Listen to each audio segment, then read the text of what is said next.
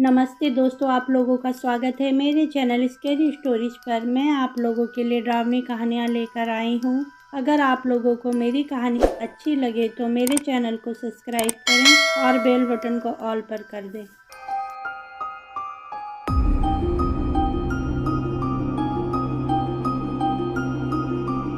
ऋषु बेंगलोर के कॉलेज में पढ़ता था। कॉलेज से ऋषु का घर 1 घंटे की दूरी पर था। ऋषु का घर छोटा था और परिवार में उसके पापा मम्मी, छोटा भाई और एक बहन थी। साथ में उसके चाचा चाची और उनके बच्चे भी थे। घर में कुछ शोरगुल के कारण ऋषु ने कॉलेज के पास ही एक रूम ले लिया था। वो हफ्ते में एक बार अपने घर सबसे मिलने चला जाता था। ऋषु अपने दोस्त वैभव को भी अपने साथ रहने को बोलता है। वैभव ऋषु से बोलता है कि ये महीना पूरा हो जाएगा तो मैं तेरे साथ रहने आ जाऊंगा। ऋषु के कुछ दिनों में एग्जाम्स आने वाले थे। वो रात में बैठकर पढ़ रहा था, तभी उसे रूम के बाहर से किसी के रोने की आवाज आने लगी। ऋषु का पढ़ाई से ध्यान बार बार उस रोने की आवाज की तरफ चला जा रहा था। वो अपने कमरे से बाहर निकलकर देखता है तो वहाँ कोई नहीं था। ऋषु फिर से आकर पढ़ाई करता है। फिर से बाहर से रोने की आवाज आने लगती है। ऋषु फिर देखकर आता है पर बाहर कोई नहीं था। उसे लगता है कि कहीं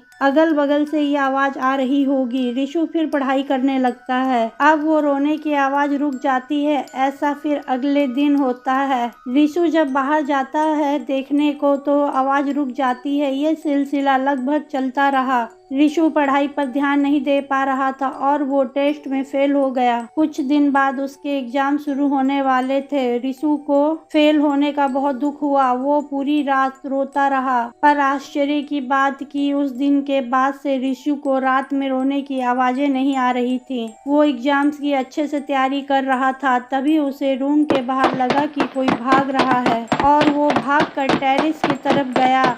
ऋषु अपने कमरे से निकलकर टेरेस की तरफ भागा तो उसे टेरेस पर एक लड़की दिखी और उस लड़की ने नीचे छलांग लगा दी। ऋषु बहुत डर गया और वो भागकर टेरेस से नीचे झांकता है तो उसे वहाँ कोई नहीं दिखता। ऋषु कुछ देर नीचे झांकता रहा, फिर वो कुछ परेशान हो गया। वो ये बात वैभव को बताता है तो वैभव बोलता है कि ये तेरा वहम होगा। ऋषु को भी लगा कि हाँ, हो सकता है कि ये मेरा वहम होगा, क्योंकि नीचे तो कोई लड़की दिखाई नहीं दी। ऋषु रात को पढ़ाई किया करता था। उसे अब किसी के रोने की आवाज नहीं आ रही थी और ऋषु का पढ़ाई में भी मन लग रहा था। अगले दिन वैभव ऋषु से पूछता है कि ऋषु, घर में सब ठीक था? तो ऋषु बोलता है हाँ, अब सब ठीक है। तो वैभव बोलता है जब सब ठीक है तो तेरे आंखों के आसपास हल्का सा ब्लैक ब्लैक सा क्यों दिख रहा है, जैसे तू कई रातों से सोया ना हो। तो ऋषु वैभव को बोलता है हाँ भाई, वो एग्जाम की तैयारी कर रहा हूँ, शायद इसलिए। अब एग्जाम आते हैं। ऋषु सारे एग्जाम अच्छे से देता है और कुछ दिनों बाद ऋषु का एग्जाम का रिजल्ट पता चलता है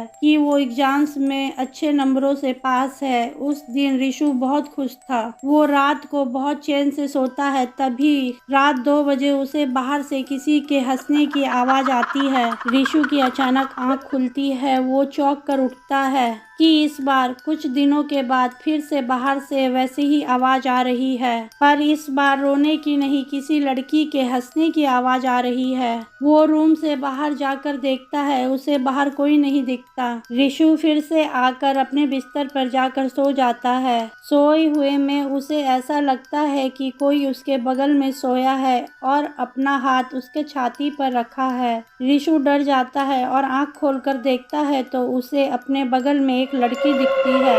ऋषु के मुंह से चीख निकल जाती है। चीख की आवाज सुनकर वो लड़की टेरेस के पास जाकर नीचे छलांग लगा देती है। ऋषु ये सब देखकर बहुत घबरा जाता है। ऋषु पता ही नहीं लगा पा रहा था कि ये सब सच है या झूठ। ये तो वो ही लड़की है जो उस दिन टेरेस से छलांग लगाते हुए दिखी थी और आज फिर उसी लड़की ने छलांग लगाई। ऋषु कुछ ज्यादा डिस्टर्ब हो गया था। वो कुछ पागलों पागलों की तरह करने लगा था।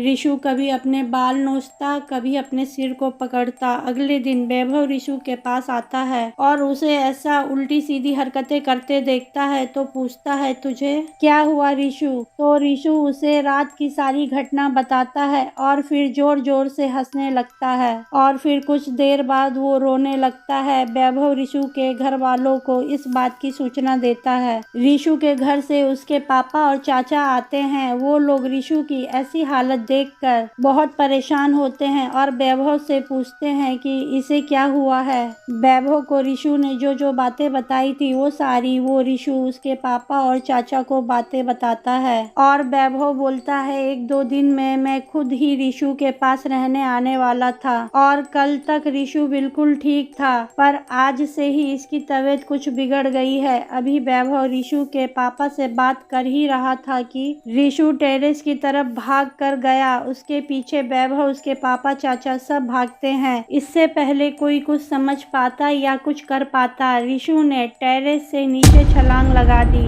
ऋषु के पापा ये सब देखकर वहीं बेहोश हो गए। वैभव और चाचा नीचे भागे और ऋषु को डॉक्टर के पास ले गए। खून बहुत बह चुका था। ऋषु कोमा में चला गया। सब दुखी थे। ऋषु के पापा मकान के मालिक के पास जाकर पूछताछ करते हैं तो वो कुछ नहीं बोलता। तब ऋषु के पापा बोलते हैं कि मैं पुलिस को बुलाता हूँ, वही पता लगाएंगे कि क्या हुआ था यहाँ। तो मकान मालिक बोलता है कि पुलिस को नहीं बुलाओ, मैं बताता हूँ। आज से कई साल पहले एक लड़की इस कमरे में रहती थी। पढ़ाई के प्रेशर की वजह से उसने यहाँ से छलांग लगा दी, लेकिन उसके बाद से इस कमरे में कोई नहीं रहता था। फिर ऋषु आया तो मैंने उसे ये कमरा दिखाया तो वो रहने को तैयार था। तो मेरा इसमें क्या दोष है? ऋषु के पापा बोलते हैं कि ऋषु को इस कमरे के बारे में पता नहीं होगा, नहीं तो मेरा बेटा यहाँ नहीं रहता। ऐसा बोलकर ऋषु के पापा रोने लगते हैं। मकान के मालिक ने इस हादसे के बाद से उस कमरे को हमेशा के लिए बंद कर दिया। डॉक्टर के बहुत इलाज और भगवान की पूजा के बाद से ऋषु कोमा से बाहर आ गया। फिर थोड़ी बाबा से झाड़ फूक के बाद से अब ऋषु कुछ ठीक था। वो धीरे धीरे ठीक हो रहा था। दोस्तों, आप लोगों को अगर मेरी कहानी अच्छी लगे तो मेरे वीडियो को लाइक और कमेंट करें और मेरे चैनल को सब्सक्राइब करें।